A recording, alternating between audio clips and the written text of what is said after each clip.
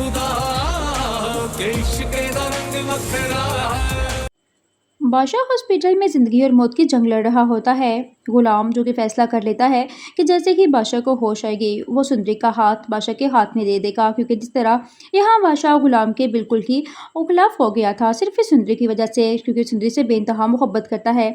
जब इस बात का एहसास गुलाम को होता है तो फैसला कर लेता है जैसे कि यहाँ पर बादशाह को होश आएगा तो वो सुंदरी और बादशाह की शादी करवा देगा। यहाँ पर आप देखेंगे कि जहाँ जायदाद भी जो कि अपने बेटे बादशाह की वजह से बहुत ज़्यादा परेशान होता है, उसे यही लगता है कि उसकी यहाँ पर बेटे की ज़िंदगी और मौत जंग की जंग हो रखी है, कहीं ऐसा ना हो कि उसका बेटा उसके हाथों से निकल जाए। जैसे कि जहाँ बादशाह को होश आती है तो वो सुंदरी और गुलाम का हाथ एक दूसरे के हाथ में देता है और कहता है कि मैं आप लोगों की अपनी मौजूदगी में शादी करवाना चाहता हूँ। मुझे इस बात का एहसास हो गया है कि अगर मैं अपनी ताकत के जोर पर सुंदरी से शादी कर भी लूँ तो मैं कभी भी सुंदरी की मोहब्बत को नहीं पा सकूंगा।